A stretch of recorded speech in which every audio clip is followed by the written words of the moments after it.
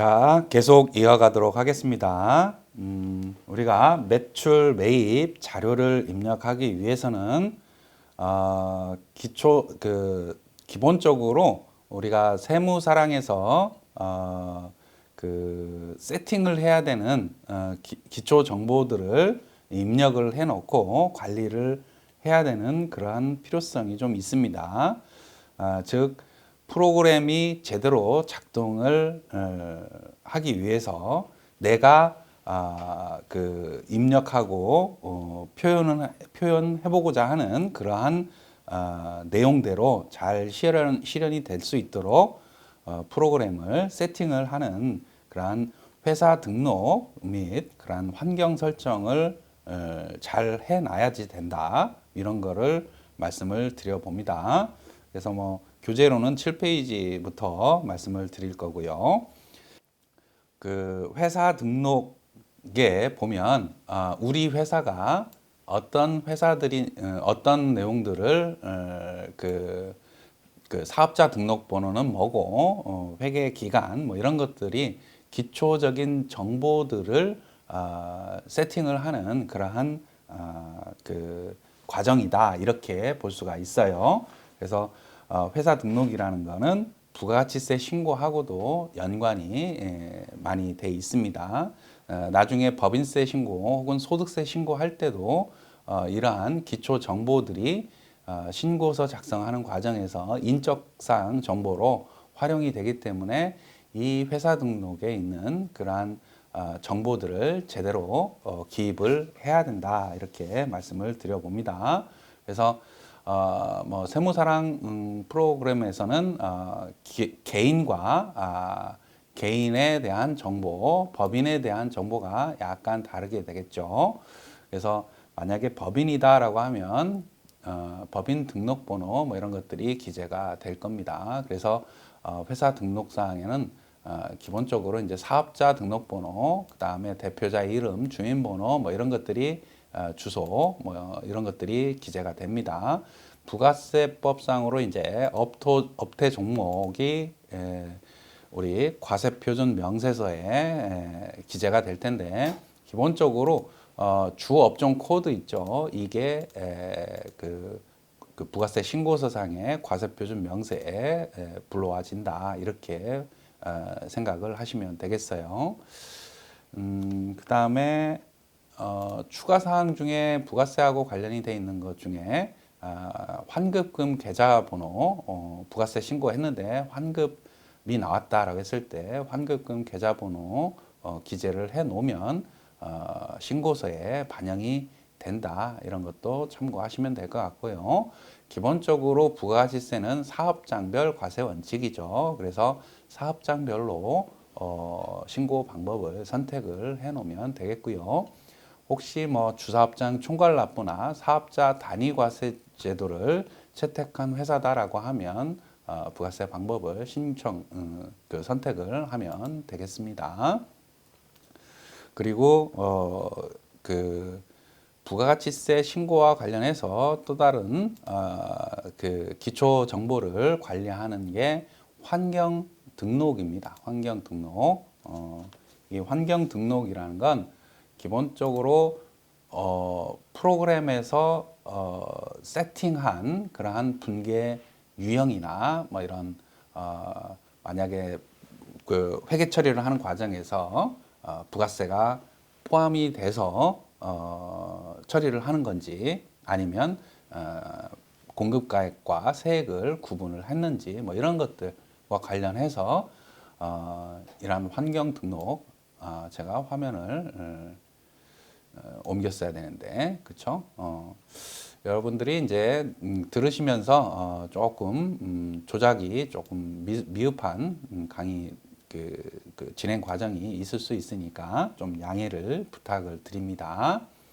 자, 환경 등록과 관련해서는 이렇게 기본적으로 세팅이 돼 있어요.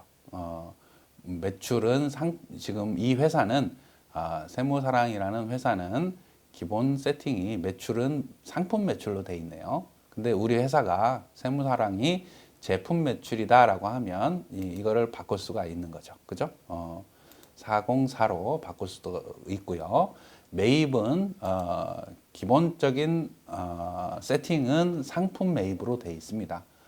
도매업, 상기업을 대상으로 환경 등록이 되어 있다 이렇게 볼 수가 있어요. 그래서 만약에 우리가 제조업이다. 그래서 원재료가 주된 매입이다라고 하면 원재료로 우리가 그 수정을 해놓고 진행을 하면 되겠습니다. 그래서 여기서 분계 유형을 잘 설정을 미리 해놓으면 우리가 매입 매출 전표 입력하는 과정에서 기본 세팅이 되어 있는 상품 매출, 상품 매입 매출은 상품 매출이 자동으로 끌어와지는 거고요. 매입은 상품이 주된 그 계정 과목으로 표시가 된다. 그다음에 신용카드 매출이 있으면 이게 기본 세팅은 미수금으로 돼 있습니다. 근데 이거를 뭐 사무실마다 좀 다를 수가 있어요. 원칙적으로 이론적으로 보면 외상 매출금이 될 수가 있습니다. 그렇죠? 근데 이제 뭐 카드 매출 분에 대해서 카드 회사로부터 들어오는 것들에 대해서 미수금으로 계속 놓을 거냐 아니면 뭐 원칙적으로 따져서 외상 매출금으로 놓을 거냐 뭐 실무적으로는 여러분들이 좀 선택을 할 수 있지 않을까 그런 생각이 듭니다. 자, 그 다음에 추가 계정. 만약에 주된 매출이 상품 매출이고 추가적으로 우린 서비스 매출이 좀 있더라. 그런 경우에 활용을 할 수가 있겠습니다. 그렇죠? 자, 그 다음에 우리가 그 부가세 매입 매출 전표에 입력을 할 때 유형을 선택을 하게 됩니다. 유형 선택을 할 때 세합 가격이냐 아니냐 뭐 이런 것들을 우리가 이 환경 등록에서 선택을 할 수가 있어요. 그죠?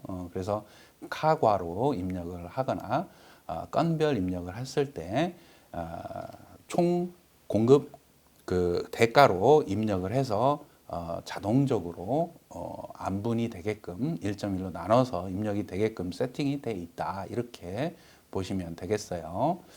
나머지들도 이렇게 좀 참고해서 환경 등록에서 그 우리가 분계를 할 때 어떻게 그 기본 세팅이 돼 있느냐 이런 것들을 환경 등록에서 설정을 한다 이렇게 얘기를 할 수가 있겠습니다. 자, 그 다음에 8페이지 보면 자료 입력 방식이 있어요. 자료 입력 방식은 서두에 얘기한 것처럼 직접 입력하는 것도 있고, 그렇죠? 직접 매입 매출 전표에 입력을 뭐 예를 들어서 입력을 하는 방법이 있을 거고요. 이렇게 입력을 해서 회계 처리를 하는 경우 이렇게 하니까 지금 환경 설정에 기본 매출이 상품으로 되어 있기 때문에 404 상품 매출이 자동으로 이제 이렇게 끌어와지는 거예요. 그죠? 만약에 환경 설정에서 기본 세팅이 되어 있는 상품 매출을 404인 제품 매출로 수정을 했다라고 하면 당연히 이제 전표 입력을 하는 과정에서 매입 매출 전표에 똑같이 입력을 해보면 500만 원으로 입력을 해보고 혼합으로 가서 그러면 자동적으로 404가 이렇게 제품 매출로 그 기재가 되죠. 그죠? 그래서 환경 설정, 환경 등록이 여러분들이 그 분계를 그 전표 입력하는 과정에서 기본 세팅은 처음에는 상품 매출로 되어 있지만 환경 등록에서 그 분계 유형을 이렇게 제품 매출로 바꿔 놓으면 그 전표 입력하는 과정에서 자동으로 제품 매출로 불러와진다 이렇게 얘기를 할 수가 있겠습니다.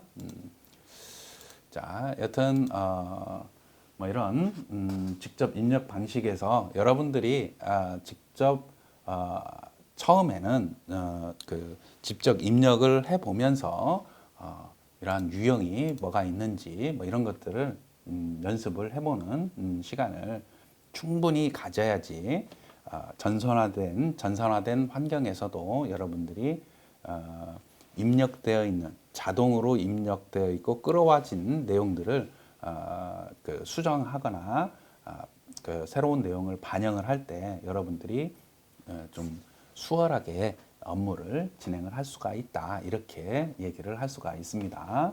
자, 두 번째로는 엑셀 업로드 방식이 있어요. 엑셀 업로드 방식이 있는데 이거는 우리가 그 사례를 연습을 하면서 제가 엑셀 파일을 여러분들한테 드릴 거예요. 그러면 그 엑셀 파일을 실제로 업로드하는 방법을 그 과정을 좀 보면서 여러분들이 진행을 하면 되겠다. 여기서 강조하고자 하는 거는 엑셀로 업로드를 해서 전표 입력하는 과정은 실제로는 많이 진행이 되지는 않지 않을까 그런 생각이 들어요.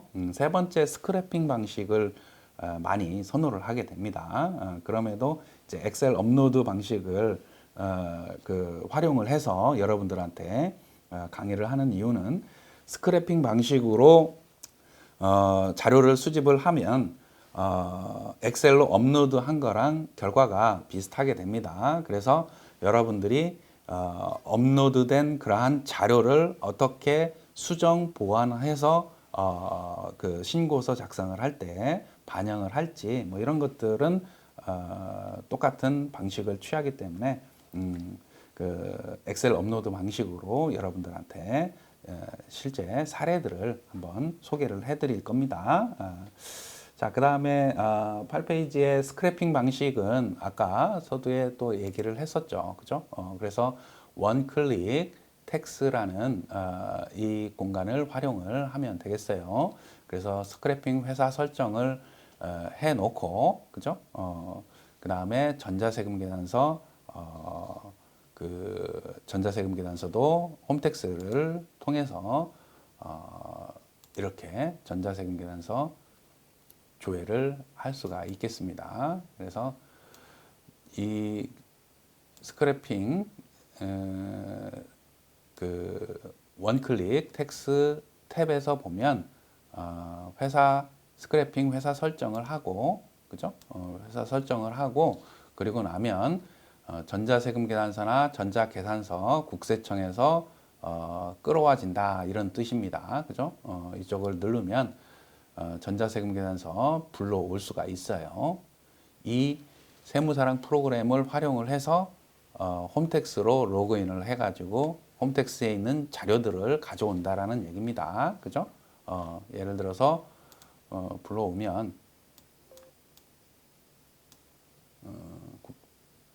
전자세금 계산서 불러오기를 하면 뭐 기간 설정이 돼 있을 거고요. 매출 세금 계산서, 매입 세금 계산서, 매출 계산서 혹은 매입 계산서 뭐 이런 것들을 기간별로 예를 들어서 일기 확정이다라고 하면 4월 1일부터 6월 30일까지 뭐 이런 기간을 조회를 해서 불러와지게 됩니다.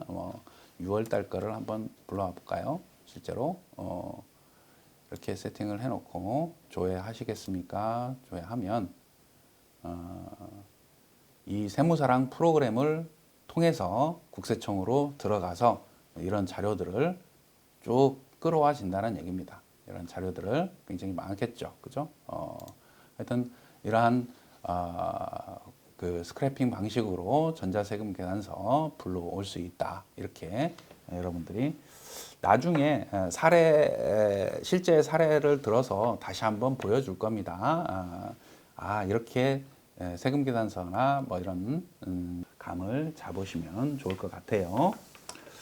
자, 그 다음에 10페이지 보면은 카드 매출 부분도 있어요. 카드 매출 부분은 이 원클릭 텍스 이쪽에서 그 조회해서 끌어올 수 있다.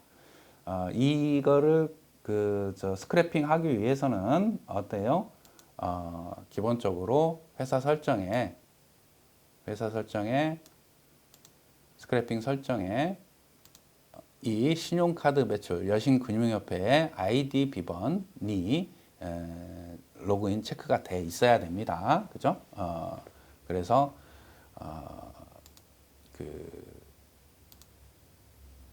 여기에서 카드 매출 불러오기 뭐 이렇게 실행을 하게 되면 이것도 조회 기간을 조회를 해서 아이디 비번으로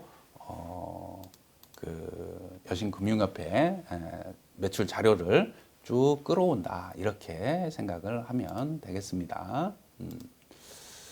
자, 사업용 신용카드도 불러와지고요. 이 사업용 신용카드도 홈택스 아이디하고 비번, 이 회사 설정, 스크래핑 회사 설정에 이게 기재가 돼 있어야 되는 겁니다. 그죠? 그러니까 계속 강조를 하지만 뭐예요? 기본적으로 이 스크래핑을 하기 위해서 어떤 사이트에 들어가 가지고 승인 받아 가지고 거기에 있는 매출 자료, 매입 자료들을 가져오기 위해서는 아이디하고 비번이 반드시 필요하다. 이런 것들을 다시 한번 말씀을 드립니다. 자, 여튼 그래서 이제 좀 편하죠. 편하긴 편한데 이렇게 끌어오는 자료들이 정확하거나 혹은 그대로 사용할 수 있는지 이거는 또 별개란 말이에요. 그 자료들이 좀 부정확할 수도 있고 좀 수정 보완을 해가지고 전표 입력을 해야지 완벽한 어떤 신고서를 작성하기 위한 자료들이 된다라는 얘기입니다. 실제로는 그거를 더 강조를 해야지 되지 않나 그런 생각이 듭니다. 자, 12페이지에 보면은 이제 신용카드 매출 자료 조회를 해서 입력을 하는 아까 홈택스에서 우리가 조회했던 그러한 내용들입니다. 그죠? 홈택스에 로그인을 해 보면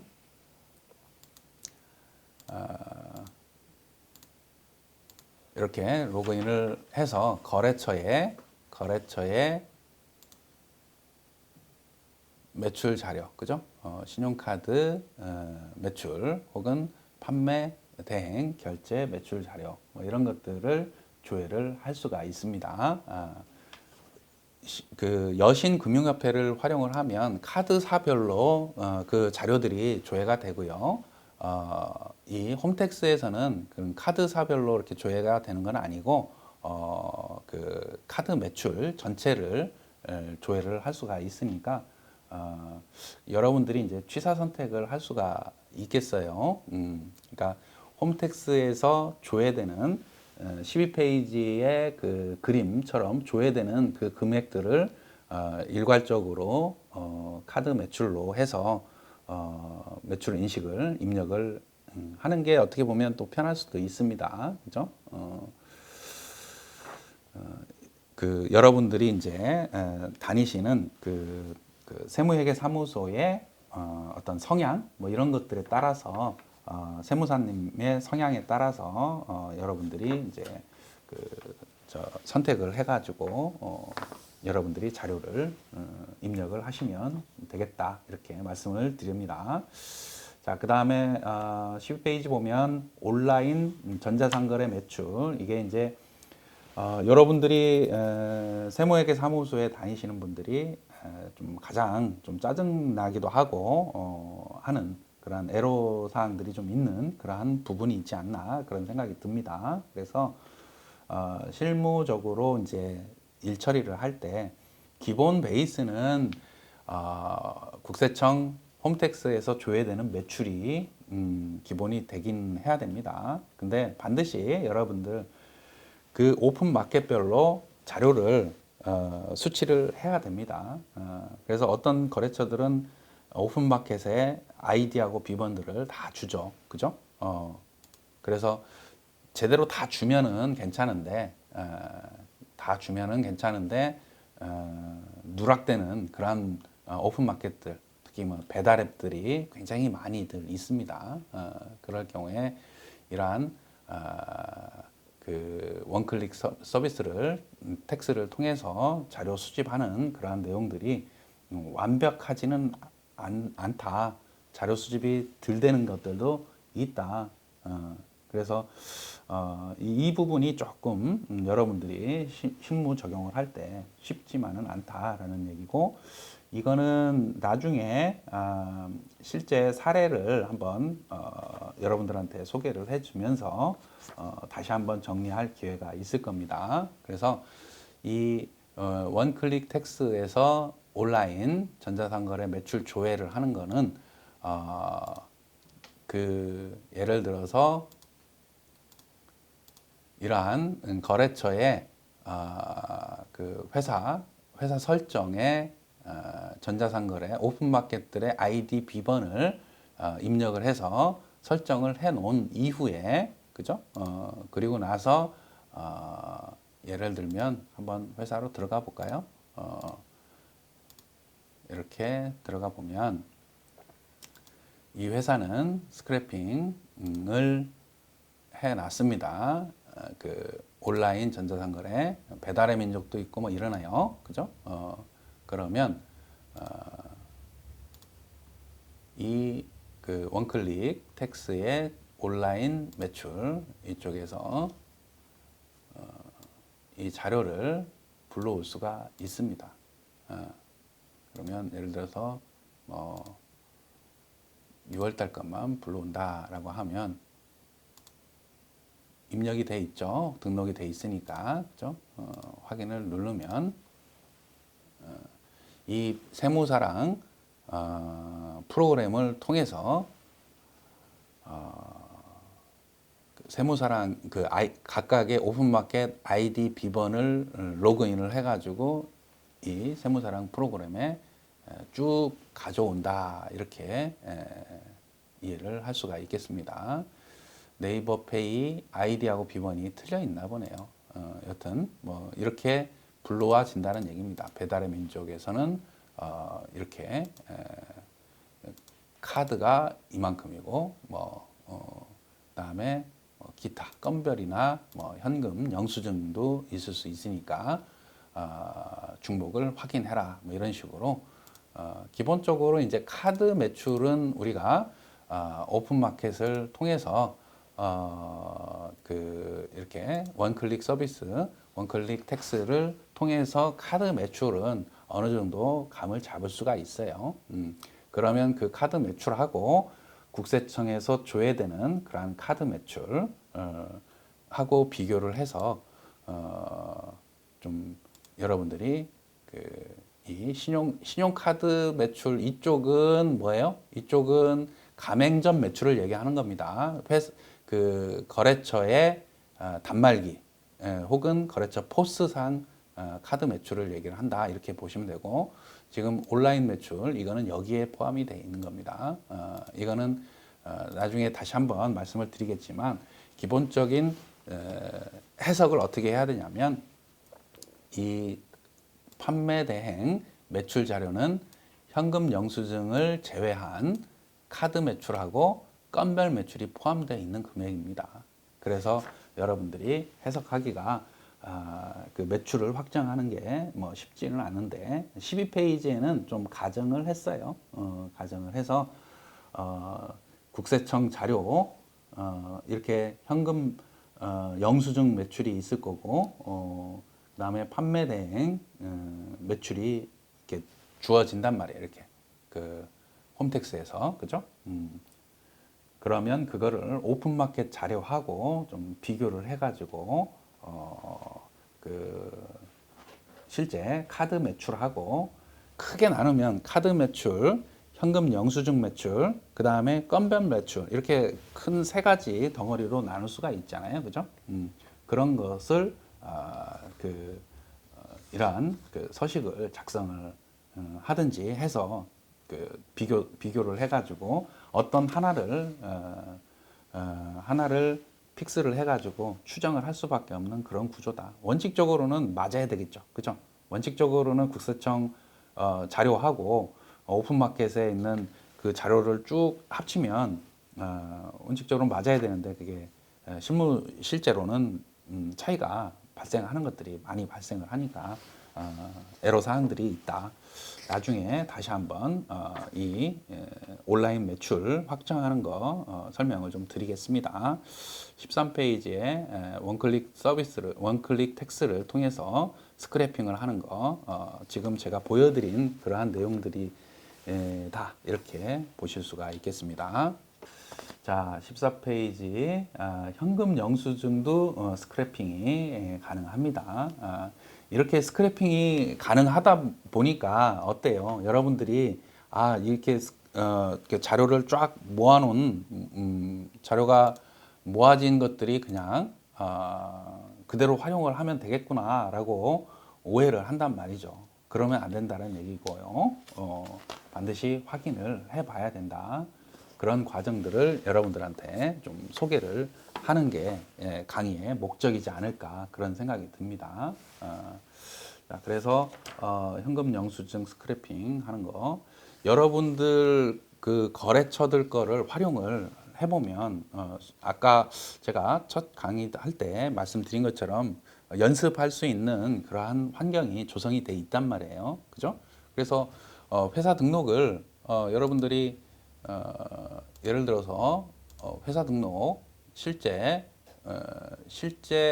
그 신고하고 하는 그 회사들이 있을 거 아니에요. 거래처들이 그거를 그대로 복사를 하면 됩니다. 사업자 번호가 이중 입력이 중복이 된다라고 하는 그런 멘션들이 나오긴 하는데 그래도 상관없이 뭐 연습용이라고 해서 하나 만들면 되죠. 그죠? 저도 이렇게 만들어 놓은 거예요. 이렇게.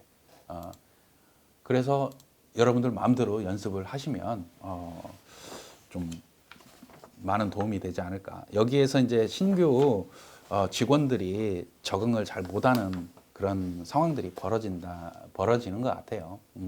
그리고 혹시 이 강의를 들으시는 분들이 중에 그 후배들이 있다면 좀 잘 가르쳐 주시는 그런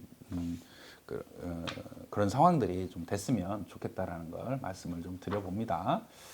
자, 그 다음에 그 17페이지 보면 사업용 신용카드도 스크래핑이 가능하다 뭐 이런 얘기입니다. 그래서 예를 들어서 지금 바르다네요. 그 세무사랑으로 다시 한번 가볼까요? 세무사랑으로 가면 원클릭 텍스 사업용 신용카드 이를 조회를 해보면 신용카드 불러오기가 있어요. 그러면 이것도 조회 기간이 있겠죠. 아이디 비번이 스크래핑 회사 설정에서 결정이 돼 있는 거잖아요. 설정이 돼 있잖아요. 그죠? 그렇기 때문에 이게 가능하다 이렇게 보시면 되겠어요. 6월달 거 뭐 확인 한번 해보면 국세청 홈택스로 아이디하고 로그인을 비번으로 로그인을 해서 이렇게 쭉 온다는 얘기입니다. 이렇게 끌어와지는데 상대 계정 과목은 뭐야? 지금 매입이니까 146으로 세팅이 돼 있단 말이에요. 그러면 여러분들은 이거를 그대로 신고를 하는 게 아니라 바꿔 줘야죠. 그죠? 거래처별로. 이게 매입세 공제가 되는지 안 되는지도 확인을 해볼 필요가 있고요. 이거는 뭐라고 할까? 스크래핑이라는 것 자체는 여러분들한테 굉장히 노력을 입력하는 노력은 좀 감소를 시키지만 해석을 하거나 수정 보완을 해야 되는 그러한 내용들이 반드시 수반이 돼야 되기 때문에 좀 처음부터 입사를 해서 처음부터 그런 회사들의 어떤 그 특성이나 아니면 프로그램의 특성 뭐 이런 것들을 제대로 파악을 하지 않으면 좀 힘든 그러한 오히려 더 힘든 상황이지 않을까. 그래서 신규 직원들이 좀 없나 그런 생각도 들기도 하고 그렇습니다. 제 그냥 개인적인 생각에서는. 자, 그 다음에 이런 식으로 이제 스크래핑을 해서 자료를 쭉 수치를 하게 된다. 그 다음에 그 18페이지 밑에 보면 이제 신고서와 부속 명세서 작성 뭐 이런 개괄적인 내용을 말씀을 드릴 수가 있어요. 그러니까 우리가 자료 입력을 제대로 스크래핑을 해서 수정 보완하고 뭐 그렇게 했다라고 하면 기본적으로 부가가치세 신고서에 다 어느 정도는 다 반영이 된다 이렇게 보실 수가 있어요. 그리고 이 신고서에 있는 이런 내용들 기준으로 해서 신고서에 내용들이 각각의 부속 명세서들 뭐 세금계산서 발급한 게 나왔다라고 하면 뭐예요? 세금계산서 합계표가 따라와줘야 되는 거죠. 그죠? 그래서 신고서를 보고 부속 명세서를 판단할 수도 있고요. 전표 입력하는 과정에서 부속 명세서들이 작성이 되면 그게 신고서에 반영이 되는구나 이런 것들도 있고 그렇습니다. 그래서 마감을 할 때 각각의 신고서들을 부속 명세서들을 마감을 해야 되는 게 있고 그냥 저장만 해도 되는 게 있고 그렇습니다. 그런 것들은 여러분들이 일을 하면서 좀 경험이 좀 되지 않을까 그런 생각이 듭니다. 그래서 19페이지에 뭐 작성 대상 부속 명세서의 판단, 회사를 각 회사의 특성에 맞게끔 특성을 파악을 하고 있다라고 하면 수출하는 기업이다라고 하면 영세율, 매출 명세서 뭐 이런 것들이 바로바로 나올 수가 있을 거고요. 임대업이다라고 하면 부동산 임대공급가의 명세서 뭐 이런 것들을 제출을 해야 된다. 이런 것들은 학교에서도 배우긴 합니다. 그죠? 학교에서 배우는데 학교에서 배운 거하고 또 실무 적용하는 거하고 따로따로다라고 생각을 하니까 그게 문제죠. 그죠? 세법은 학교에서 배운 거랑 똑같습니다. 최종적으로 이제 신고서, 그 다음에 전자신고하고 납부서 주고 뭐 이런 절차들을 취하게 된다. 그 다음에 추가적으로 영세율 첨부 서류들 중에서 제출 기한이 연장되는 그러한 서류들이 있습니다. 그러한 영세율 첨부 서류 등 전자 제출하는 부분에 대해서 요즘에는 아주 좋죠. PDF 파일로 그 홈택스로 제출을 하면 아주 편하게 된 그런 상황들입니다. 잠깐 여기서 쉬었다가 가겠습니다.